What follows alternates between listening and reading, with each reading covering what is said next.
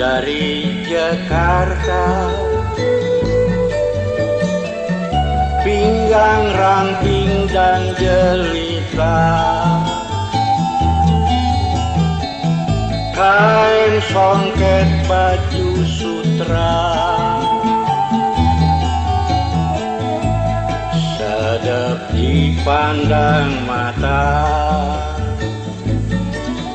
Wage Rudolf Soepratman lahir di Purworejo, Jawa Tengah pada 19 Maret 1903. Ia dikenal sebagai guru, wartawan, dan komponis. Pada 1914, bersama kakaknya Roekiem dan kakak iparnya Willem Mauritius van Eldik atau Sastro Miardjo, dari Batavia ia pindah ke Makassar. Saat itu, Eldik yang bekerja di kesatuan militer dipindah tugaskan. Di tengah perjalanan menggunakan kapal laut, di usianya yang baru 11 tahun, Soepratman terkesima dengan kakak iparnya yang menggesek biola. Dari sana, ia jatuh cinta kepada musik. Lewat bimbingan Eldik, dalam waktu 3 tahun, Soepratman sudah lihai bermain biola. Ia mampu memainkan lagu-lagu klasik ciptaan Frederick Chopin atau Beethoven. Eldik lantas mengajak Soepratman bergabung ke dalam kelompok musiknya, yakni Black and White Jazz Band pada 1920. Pada 1920-an, musik jazz yang berasal dari Amerika Serikat memang tengah digandrungi di Hindia Belanda. Termasuk Soepratman dan Eldik, anggota band ini terdiri dari 6 orang. Di grup band ini, Soepratman memegang biola, sedangkan Eldik memainkan cello. Selain itu, anggota lain memainkan banjo, gitar, ukulele, dan drum. Nama Black and White Jazz Band melambangkan kerjasama atau hubungan akrab antara yang bule dan sawo matang.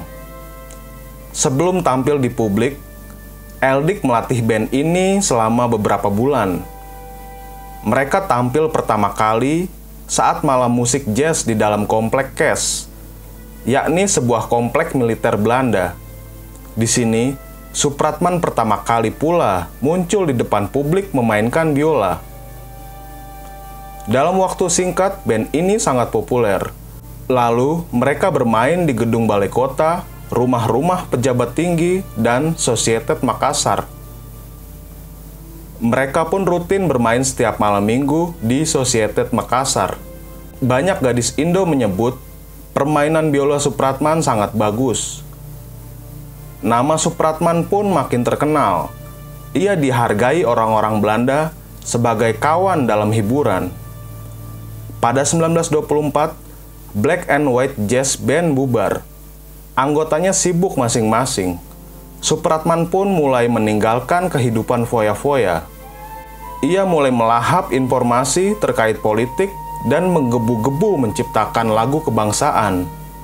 Di tahun itu juga, ia menyeberang ke Jawa, membawa biola pemberian Eldik. Ia berniat berkumpul bersama orang-orang pergerakan. Kapal laut membawanya merantau ke Bandung, kemudian Batavia.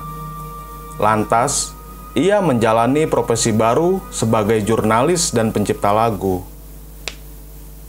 Singkat cerita, Soepratman berhasil menciptakan lagu yang kemudian menjadi lagu kebangsaan Indonesia, berjudul Indonesia, yang lalu menjadi Indonesia Raya. Pada 1927, Soepratman menghubungi 3 perusahaan rekaman di Batavia, yakni Odeon, Tiotek Hong, dan Joachim Chan, untuk merekam lagu Indonesia Raya. Akhirnya, hanya Joachim Chan yang setuju merekam lagu itu, karena yang lainnya takut ditangkap Belanda.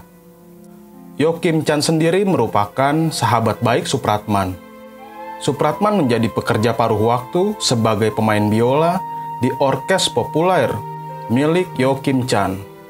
Lalu, Joachim Chan mengusulkan 2 versi lagu Indonesia Raya, yakni versi asli yang dinyanyikan Soepratman sembari memainkan biola dan versi irama keroncong.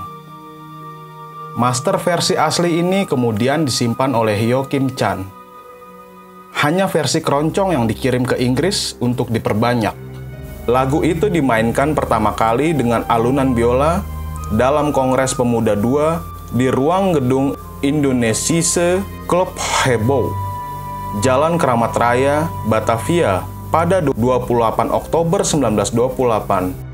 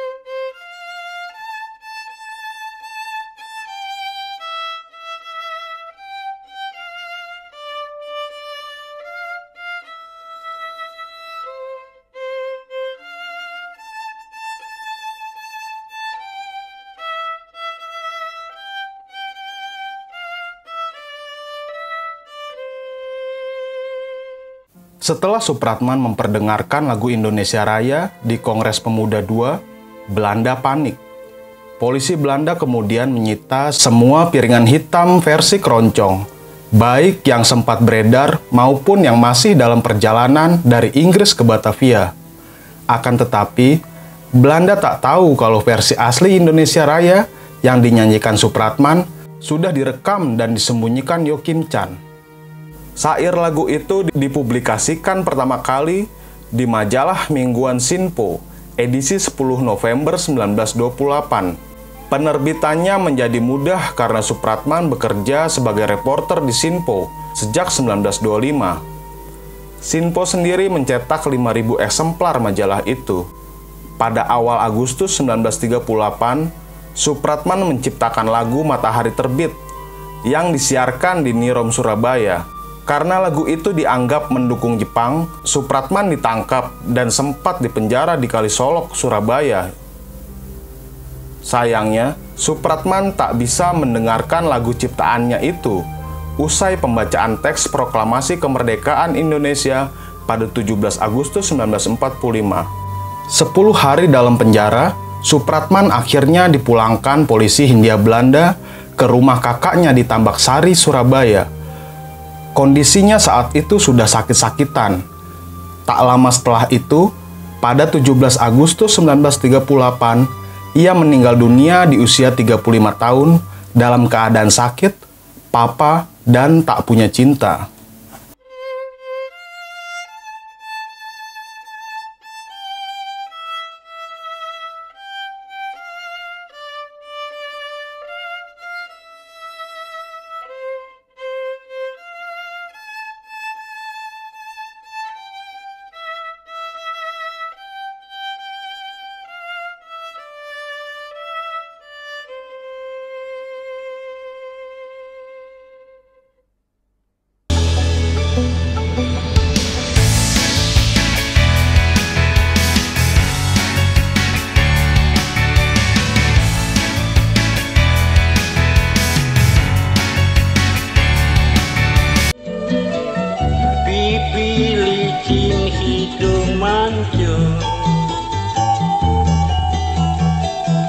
kain wirong batik kawung